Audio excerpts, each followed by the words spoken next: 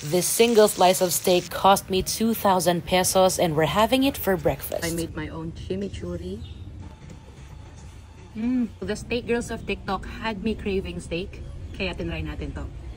I wanna find the best places to buy steak at ang una nating susubukan ay itong Hansang Meat Shop. Itong premium ribeye steak yung bibilin natin pero marami pa silang cuts ng meat na ino-offer. Around 750 grams itong isang slice na to and it's worth 1,989 pesos. It's 1.5 inch thick. I cooked it for 3 minutes on each side and let it rest for another 6 minutes. I was so afraid that I'll overcook it pero mukhang natsambahan naman. We'll pair this with my homemade chimichurri and let me know kung gusto nyo ng recipe nito. Since I usually just eat steak outside, siguro ito na yung pinakamahal na cut ng steak na niluto ko so far. I was amazed na kahit na 1.5 inch thick to, sobrang tender ng meat. Yung sauce ko, chimichurri.